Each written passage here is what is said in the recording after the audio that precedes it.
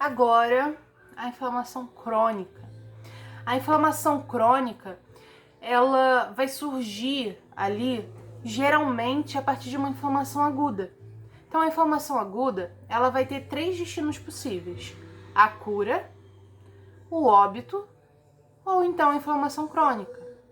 A inflamação crônica, não necessariamente, nem em todos os casos, vai acabar vindo de uma inflamação aguda. Há casos em que aquela doença, aquela infecção, ela já surge como crônica, com características de cronicidade. Quais são essas doenças? Nós temos aquelas doenças que são infecções persistentes com hipersensibilidade tardia, exemplo, tuberculose e sífilis. Temos, então, exposição prolongada a agentes tóxicos e também autoimunidade, como, por exemplo, lúpus e artrite reumatoide. Então, nesses 3 casos, nós podemos ter ali o surgimento da doença já como crônica e não como aquela fase inicial aguda, tá? Então, como a gente falou, é mais comum surgir como aguda e evoluir para crônica, tá? E quando a gente está nesse período de crônico, sabe, você já ouviu falar sobre aqueles períodos de crise de alguma doença? Ah, fulano não consegue nem levantar da cama porque tá com uma crise de lúpus, uma crise de, sei lá, aquela pessoa que tem psoríase, do nada ataca a psoríase. Então, essas situações a gente vai chamar de agudização. Então, a pessoa tá ali numa doença crônica, só que existem os períodos de crise, que são períodos de agudização. Quando a gente vê num gráfico, a gente tem aqui a inflamação crônica bem estável e do nada a gente tem um pico. Esse pico é a agudização, tá? Então, Gabi, isso significa que a gente tem inflamação aguda, termina a inflamação aguda e começa a crônica? Não, não significa isso. O que significa quando a gente fala, estamos em uma inflamação aguda, ou estamos em uma inflamação crônica? Significa que a gente vai ter a predominância de características agudas ou crônicas. Então, quando a gente está ali durante uma inflamação aguda, a gente pode ter sim células que são da inflamação crônica, a gente pode ter alguns mediadores ali da inflamação crônica, mas predominantemente apenas da inflamação aguda. A mesma coisa para crônica. Então, quando a gente está no período de cronicidade, isso não significa que a gente só tenha células ali da inflamação crônica, que a gente só tenha mediadores da inflamação crônica, que a gente só tenha fenômenos de crônico. Nós podemos ter também do agudo. Então, eles coexistem, só que o crônico vai estar em maior intensidade do que o agudo, tá? É isso que significa. E quais são, então, as características que definem a inflamação aguda e a inflamação crônica? A inflamação aguda, ela vai estar ali relacionada com fenômenos exudativos, lembra lá do exudato? Fenômenos exudativos. Vamos ter predominância de neutrófilos, predominância de mediadores de aminas vasoativas, exemplo principal, histamina. E também vamos ter ali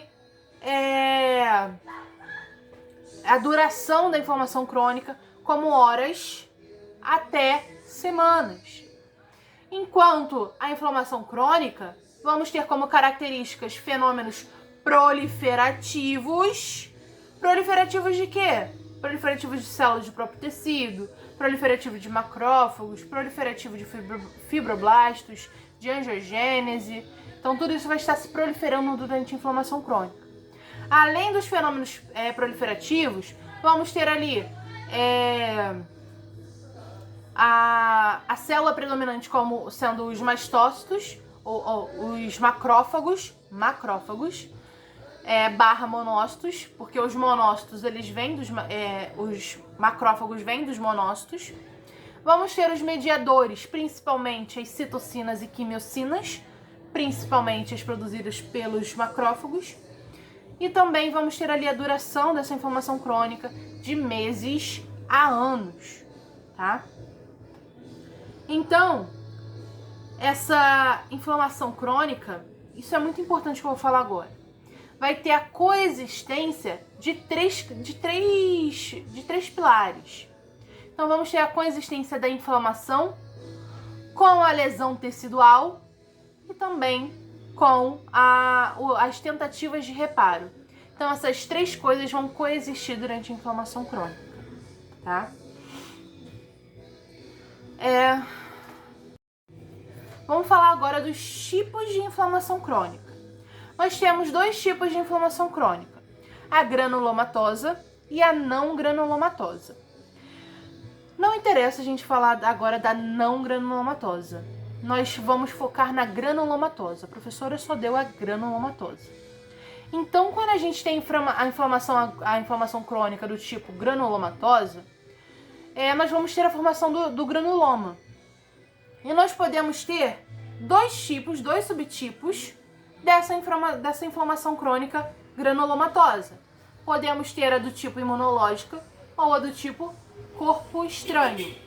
A do tipo imunológica é aquela que vai atuar contra patógenos, contra coisas vivas. Agora, a do tipo corpo estranho é contra partículas inertes, uma farpa, um fio de sutura. Então, todos esses processos, cristais, todos esses processos vão estar ali na inflamação crônica granulomatosa do tipo corpo estranho, ok? Então, independente do granuloma, se ele é do corpo estranho ou imunológico, ele vai possuir dois tipos de células que são característicos. São as células epitelioides e as células gigantes. As células epitelioides são aquelas células que vieram de monócitos, que são diferenciações de monócitos. E eles se diferenciaram para produzir em maior quantidade citocinas. Então, mais mediadores químicos. Agora, as células gigantes nada mais são do que a fusão de células epitelioides. Tanto é que as células gigantes, elas são multinucleadas. Se elas são multinucleadas, a gente tem ali o indício, a cola, de que elas vieram da fusão ali de várias células epitelioides, tá? Nós vamos ter dois tipos de células gigantes. A do tipo de Langerhans e a do tipo de corpo estranho.